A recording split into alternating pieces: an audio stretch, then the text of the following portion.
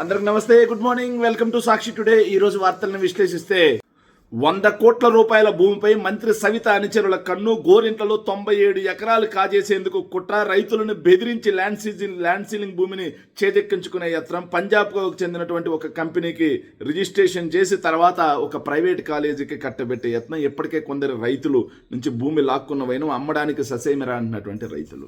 1987లో land ceiling act వచ్చినప్పుడు అయితే survey number 409లో 975 ఎకరాల భూమి ఉంది. 97.5 ఎకరాల భూమి ఉంది. ఈ 97.5 ఎకరాల భూమి ల్యాండ్ సీలింగ్ యాక్ట్కి రాకముందు కర్ణం రామప్ప గారి కొండప్ప, కర్ణం నాగప్ప గారి వెంకటరామప్ప అనే ఇద్దరు పేరు మీద ఉంటే ల్యాండ్ సీలింగ్ యాక్ట్ వచ్చిన తర్వాత దీన్ని 39 మంది రైతులకి పంచిపెట్టినటువంటి పరిస్థితి. ఆ 39 మంది రైతులు ల్యాండ్ సీలింగ్ యాక్ట్లో పంచిపెట్టినప్పటి నుంచి నేటి వరకు వాళ్ళు వాళ్ళ వారసులు వాటిని అనుభవిస్తూ వాళ్ళు దాన్ని ఎంజాయ్ చేస్తూ ఉండేవాళ్ళు. మరి అలాంటి భూమిని ల్యాండ్ సీలింగ్ యాక్ట్లో ఇచ్చినటువంటి భూమిని అమ్మడానికి కానీ కొనడానికి కానీ లేదని యాక్ట్ ఉన్నా సరే మంత్రి సవిత గారి అనుచరులు ఆ నిబంధనలు మొత్తం తుంగలో దొక్కి ఇప్పటికే చాలామంది రైతుల దగ్గర నుంచి ఆ భూమిని పంజాబ్కు చెందినటువంటి ఒక కంపెనీకి రిజిస్ట్రేషన్ చేస్తూ రైతులని బెదిరించి మిగిలిన భూమిని కూడా పంజాబ్కు చెందినటువంటి కంపెనీకి రిజిస్ట్రేషన్ చేసి వారి దగ్గర నుంచి తిరిగి వీళ్ళకి చెందినటువంటి ఒక ప్రైవేట్ కాలేజీకి రాయించుకునేలా ఒక సర్కిల్ క్విట్ ప్రోక్రో అన్నట్టుగా ఈ రౌండ్ తిప్పేసి ఇట్లా వచ్చి వీళ్ళకి సర్కిల్ లాగా వచ్చే విధంగా 100 కోట్ల రూపాయల విలువైనటువంటి 97.5 ఎకరాల భూమి గోరింట్ల మండలంలో కాజేసేందుకు మంత్రులు వస్తున్నారంటే నిజంగా నేను ఎన్బి సుధాకర్ రెడ్డి గారు చెప్పిన మాట అదే.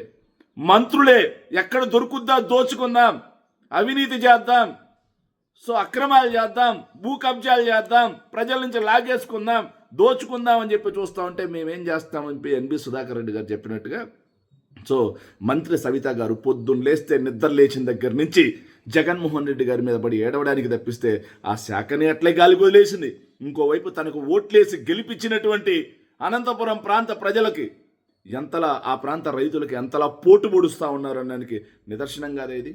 ల్యాండ్ సీలింగ్ యాక్ట్లో భూములు వచ్చినటువంటి రైతుల దగ్గర నుంచి భూ బకాసురుల్లా, కీచకుల్లా మీకు సంబంధించినటువంటి వ్యక్తులు 97.5 ఎకరాల భూమి, 100 కోట్ల రూపాయలు విలువ చేసే భూమి లాగేసుకుంటుంటే ముందు దానికి పంతం పట్టండి సవిత గారు, ముందు దాని అంతం తేల్చండి. ఎందుకు తేల్చలేదు? ఎందుకంటే అసలైన దోషులం మనం కాబట్టి, అసలైన భూబకాసులం మనం కాబట్టి వాటిని తేల్చం. కేవలం ప్రచార ఆర్భాటాలకు మాత్రమే పరిమితం అవుతూ ఇలా ప్రజల ఆస్తిని ఎలా దోచుకు తింటున్నారో ప్రజలే గమనించాల్సినటువంటి అవసరం ఉంది. అప్పుల్లో వేగం, సంపద శూన్యం. 2025-26 బాబు సర్కార్ బడ్జెట్ను కడిగి పారేసినటువంటి కాగ్ అసమర్థుడు అందలం ఎక్కితే రాష్ట్ర ఆర్థిక వ్యవస్థలు ఎంతలా విధ్వంసం చెందుతాయి అని చెప్పేసి చంద్రబాబు నాయుడు గారి గత పాలనే సాక్ష్యం. 1995 నుంచి 2004 మధ్యలో ప్రభుత్వ రంగ సంస్థలన్నింటినీ అమ్మేశారు. రాష్ట్రానికి రావాల్సినటువంటి ఆదాయాలు మొత్తం తగ్గిపోయి అప్పుల్ని శరవేగంగా చేసి రాష్ట్రాన్ని అప్పుల ఊబిలో అదైతే కూరుకుపోయేలా చేస్తే 2004లో రాజశేఖర రెడ్డి గారు వచ్చి కాంగ్రెస్ ప్రభుత్వం రాష్ట్రాన్ని మళ్ళీ గాడిలో పెట్టింది. 2014 నుంచి 2019 మధ్యలో ఇదే అసమర్థుడు మళ్ళీ అందలం ఎక్కితే ఏం జరిగిందిరా అంటే రాష్ట్రం మొత్తం ఆర్థికంగా విధ్వంసం అయిపోయింది. ఆ విధ్వంసాన్ని సరిచేయడానికి 2019 నుంచి 24 మధ్యలో కరోనా లాంటి కష్టకాలం ఉన్నా సరే వైఎస్ జగన్మోహన్ రెడ్డి గారు చేయని కృషే లేదు. మళ్ళీ సంపద సృష్టిస్తా, అపరచానికుని, విజనరీని అని చెప్పేసి అధికారంలోకి వచ్చినటువంటి చంద్రబాబు నాయుడు గారు 2 ఏళ్లలో చేసిన అప్పు ఎంత అంటే 3,60,000 కోట్లకు పైగా అప్పు చేసి రాష్ట్రాన్ని అప్పుల ఊబిలో కూరుకుపోయేలా చేశారు. సరే, సంపదన్న సృష్టించాడా అంటే కాగ్ అక్షింతలేసింది. ఎంతటి అసమర్థ పాలన ఎక్కడా లేదు అన్నట్టుగా అక్షింతలు వేసింది. 2023-24 ఏదైతే జగన్మోహన్ రెడ్డి గారి పరిపాలనా కాలంతో పోల్చుకున్నా సరే అన్ని రంగాల్లో రాష్ట్రం వెనకబడిపోయింది అనడానికి నిదర్శనమే కాగిచ్చినటువంటి లెక్కలు. మొత్తం రెవెన్యూ రాబడులు బడ్జెట్ అంచనా ప్రకారం 2,27,976 కోట్లు అని చెప్పేసి 976 కోట్లను ఇస్తే వాస్తవానికి 1,78,076 కోట్లు. అంటే రెవెన్యూ రాబడులు 49,900 కోట్ల రూపాయలు బడ్జెట్ అంచనాల కంటే కూడా తగ్గిపోయాయి. ఇక పన్ను రాబడిలు అయితే 1,66,573 కోట్ల రూపాయల అంచనాలు ఉంటే 23,647 కోట్ల రూపాయలు పన్ను రాబడులు తగ్గిపోయాయి. ఇక జగన్మోహన్ రెడ్డి గారి ప్రభుత్వ హయాంతో పోల్చుకుంటే అమ్మకం పన్ను 664 కోట్ల రూపాయలు తగ్గిపోయింది. ఇతర పన్నులు డ్యూటీలు 5244 కోట్ల రూపాయలు తగ్గిపోయాయి. ఇక సెంట్రల్ నుంచి వచ్చేటువంటి గ్రాంట్లు డబుల్ ఇంజన్ సర్కార్ అంటారు. కేంద్ర ప్రభుత్వం లేస్తే మోడీకి వంగి వంగి వంగి వంగి దండాలు పెడతారు, భజన చిడతలు వాయిస్తారు. మరి కేంద్ర ప్రభుత్వం నుంచి గ్రాంట్లు అన్నది ఇచ్చారా అంటే జగన్మోహన్ రెడ్డి గారి ఆఖరి ఏడాదితో పోలిస్తే 14,376 కోట్ల రూపాయలు తక్కువ. జగన్మోహన్ రెడ్డి గారు 34,698 కోట్ల రూపాయలు కేంద్రం నుంచి గ్రాంట్లు తెస్తే చంద్రబాబు నాయుడు గారు తెచ్చింది 20,323 కోట్ల రూపాయలు. అంటే దాదాపుగా 14,376 కోట్ల రూపాయలు తగ్గించారు. ఇక ఆస్తుల కల్పన మూలధన వ్యయానికి సంబంధించి బడ్జెట్ అంచనాలో 40,000 కోట్లు ఇచ్చి వాస్తవ ఖర్చు 26,864 కోట్ల రూపాయలు. అంటే దాదాపుగా 13,771 కోట్ల రూపాయలు తగ్గి అంచనాలను అందుకోలేకపోయిన పర్ఫార్మెన్స్ లేని ప్రభుత్వం ఇది. ఇక అప్పులకు వస్తే రెవెన్యూ లోటు 33,185 కోట్ల రూపాయలను బడ్జెట్లో అంచనా ఇస్తే వాస్తవానికి 15,546 కోట్ల రూపాయలు పెరిగి 48,731 కోట్ల దగ్గర ఆగింది. అంటే రెవెన్యూ లోటు పెరిగింది, ద్రవ్య లోటు పెరిగింది, మొత్తం అప్పు పెరిగింది. ఇక సామాజిక రంగ వ్యయంలో జగన్మోహన్ రెడ్డి గారు లాస్ట్ ఇయర్ కంటే కూడా 11,860 కోట్ల రూపాయలు తగ్గిపోయింది. ఇలా ఏ రంగంలో చూసినా రాష్ట్రానికి రావాల్సినటువంటి సంపద ఆగిపోయింది, మూలధన వ్యయం ఖర్చు ఆగిపోయింది. ఇంకోవైపు చూస్తే కేంద్రం నుంచి వచ్చేటువంటి గ్రాంట్లు ఆగాయి, సామాజిక రంగ వ్యయాలు తగ్గిపోయాయి. ఇట్లా రాష్ట్రం అన్ని రంగాల్లో సర్వనాశనం అయిపోయింది ఈ అసమర్థుడు చంద్రబాబు నాయుడు గారి పాలనలో అని కాగ్ లెక్కలతో సహా కడిగేసింది. దీనికి తెలుగుదేశం పార్టీ చంద్రబాబు నాయుడు గారు ఏం సమాధానం చెప్తారో వేచి చూడాలి. నిధుల వినియోగంలో ఘోర వైఫల్యం. 2 ఏళ్లలో మురిగిపోయిన 10,721 కోట్లు. ఒక్క 2025-26 సీజన్లోనే 5,321 కోట్లు కోల్పోయినటువంటి వైనం. సో రాష్ట్రం ఒకవైపు కేంద్రం నుంచి వచ్చేటువంటి గ్రాంట్లు జగన్మోహన్ రెడ్డి గారి ప్రభుత్వ హయాంలో కంటే కూడా ఈ ప్రభుత్వంలో తక్కువ తీసుకొస్తా ఉన్నారు. డబుల్ ఇంజన్ సర్కార్ అని చెప్పుకుంటున్నారు, కానీ కేంద్ర ప్రభుత్వం నుంచి మనకు ఒరిగేది ఏమీ లేదు. ఒరిగేది లేదు కానీ చంద్రబాబు నాయుడు గారు బెండ్ అయిపోయారు. చంద్రబాబు నాయుడు గారు వంగి వంగి సాష్టాంగ నమస్కారాలు చేయడానికి సిద్ధపడుతున్నారు తప్పిస్తే కేంద్రం నుంచి మన రాష్ట్రానికి రావాల్సినటువంటి ఏ ఒక్క హక్కుని హామీని వాళ్ళ మీద గట్టిగా ప్రెజర్ తెచ్చి తీసుకురావాల్సిన లేనటువంటి పరిస్థితులు ఆయన ఉన్నారు. సరే ఇది ఏంద్రా, ఇది ఇంత దుర్మార్గంగా ఉన్నారు అని చెప్పేసి ఆలోచన చేస్తే చంద్రబాబు నాయుడు గారి మీద ఉన్నటువంటి కేసులు, వీళ్ళు చేస్తున్నటువంటి అవినీతి భాగోతాలు మొత్తం కేంద్ర ప్రభుత్వం దగ్గర ఉన్నాయి. కాబట్టి వాళ్ళు ఎక్కడ స్విచ్ చేస్తే వీళ్ళ బల్బు పేలిపోద్దు అని చెప్పి కేంద్ర ప్రభుత్వం దగ్గర ఏమీ అడగకుండా ఉంటారు. కనీసం వాళ్ళు ఇచ్చిన నిధులైనా కట్ చేసుకోవాలి కదా.